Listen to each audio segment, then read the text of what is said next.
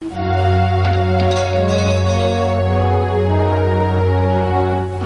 ये सच है। अभी उसे थोड़ी देर में मैं मुबारकबाद देने के लिए जाऊंगी। अनीला, क्या तुम्हें दुख नहीं हुआ?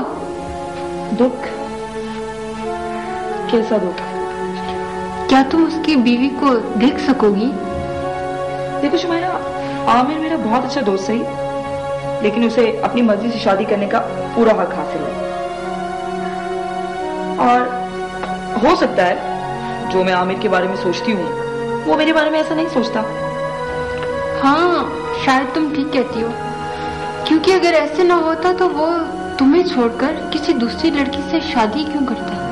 अच्छा ठीक है, अब फोन बंद करो और मुझे नाश्ता करने दो, ओके? अनीला, मैं तुम्हारे दुख को समझ सकती हूँ। मुझे कोई दुख वुख नहीं है, सुना तुमने? ओके।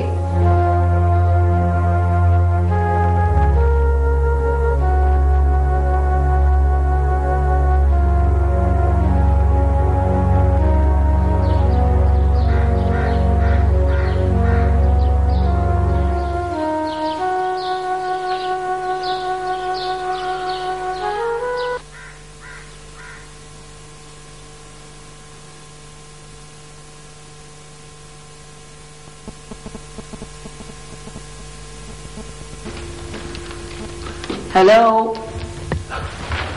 आओ नीला। वाओ, क्या बात है, तुमने तो घर का हुलिया बदल डाला। घर को हुलिया मैंने नहीं, रेशम ने बदला है। बड़ी सिलिकाशार और सुगर लड़की है। अच्छा, मैं तो समझ रही थी कि बस ये गांव की एक बेर बोहटी होगी। रेशम, ये अनीला मेरे साथ दफ्तर में काम करती है। अनीला, कैसी लगी तुम्हें मेरी रेशम? तुम्हारी चॉइस बुरी नहीं है, मगर क्या ये कुछ बोलती भी है या बस मट्टी की गुड़िया है? ये मट्टी की गुड़िया नहीं, खुशबू का पैकर है।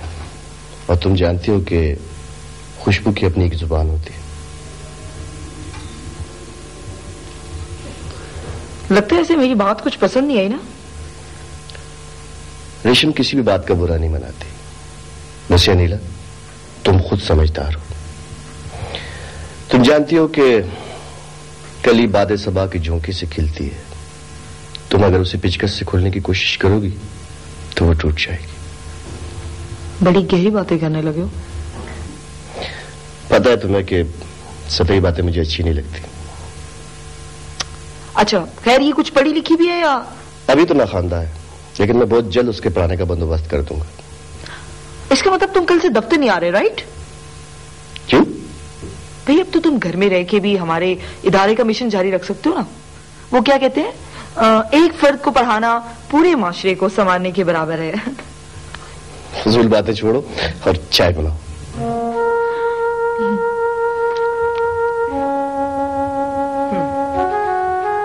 Thank you.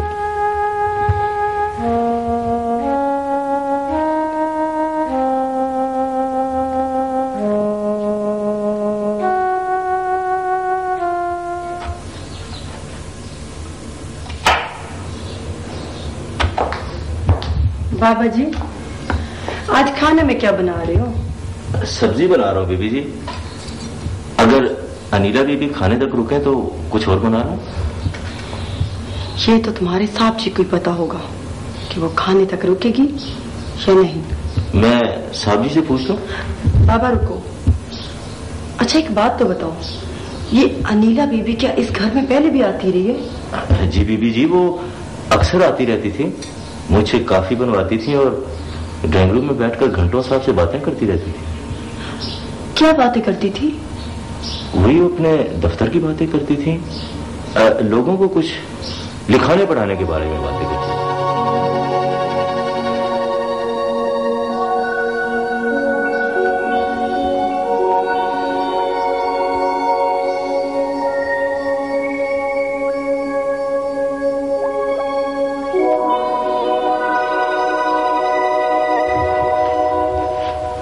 रेशम, तुमने अनीला की बात का बुरा बनाया? मुझे तो उनकी किसी बात की समझ ही नहीं आ रही थी साहब जी।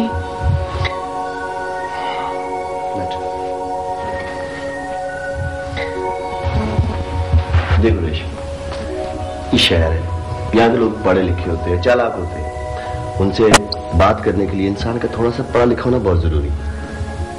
मैं ये चाहता हूँ कि तुम भी थोड़ा बहुत पढ़ना लिखना सीख लो। पर साहब जी, मुझे पढ़ाएगा कौन?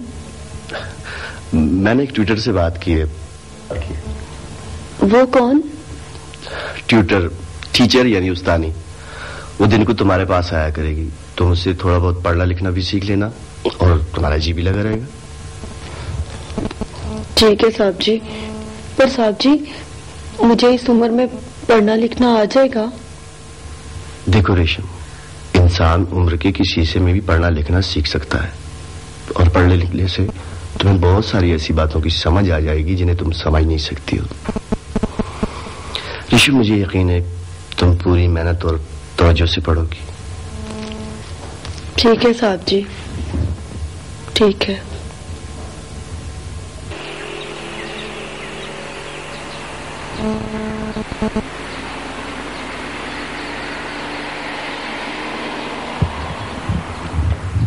आमिर, ये फाइल देख लेना जरा, जरूरी है। अरे हाँ, क्या हाल है वो तुम्हारी बेजुबान खुशबू का?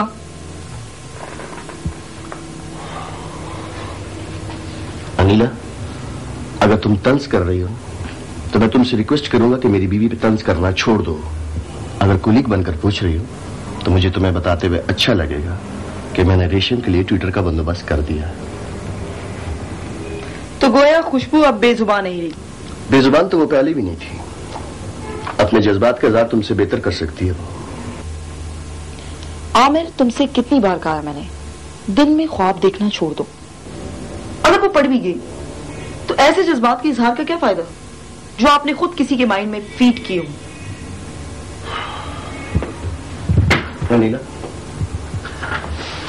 पहली बात तो यह है कि तुम रेशम की जेलसी में इस इदारे के इकराज़ व मकासद भी भूलती जा रही हो, और दूसरी बात कि पढ़ना लिखना सिर्फ इंसान की फितरत में शामिल है। अगर ये किसी और मखलूक की फितरत में शामिल होता तो चंपाजी अब तक कम से कम PhD कर चुका होता। ये इंसान की जबिलत है और इंसान जब चाहे इस जबिलत से काम ले सकता है। तो फिर देखते हैं कि तुम्हारी गांव की गोरी कब PhD कर लेती है। PhD तो तुम भी नहीं कर सकी हो। वैसे इतना जरूर है कि रेशम बहुत जल्द पढ़ना लिखना सीख जाएगी।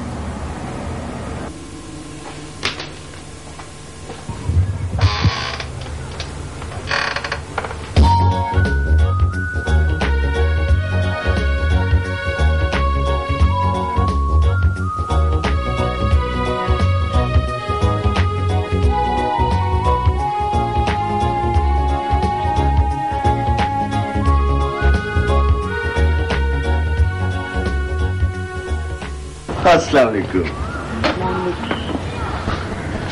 मैं चाय लाती हूँ। राइला, रेशम ने कुछ पढ़ना लिखना शुरू किया? मैं तो बहुत कोशिश कर रही हूँ, मगर कोई लफ्ज उसकी जुबान पर आता ही नहीं है। मेरा ख्याल है कि वो ज़हनी तौर पर पढ़ने के लिए तैयार ही नहीं है। नहीं, अगर वो पढ़ने के लिए तैयार न होती तो वो पढ़ने की हामी न भरती।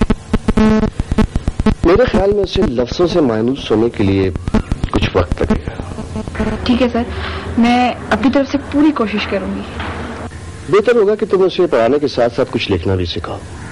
मुमकिन इस तरह वो कुछ तवज्जो देने लगे। जी सर, मैं कल से उसे लिखाने की भी कोशिश करूंगी। गुड। राइला, रेशम को पढ़ाना मेरे लिए एक चैलेंज बन गया है। मैंने इस सिलसिले में अपने इदारे की हेड से भी बात की थी। मैं बहुत जल्द रेशम के हाथ में कलम देखना चाहता हूँ।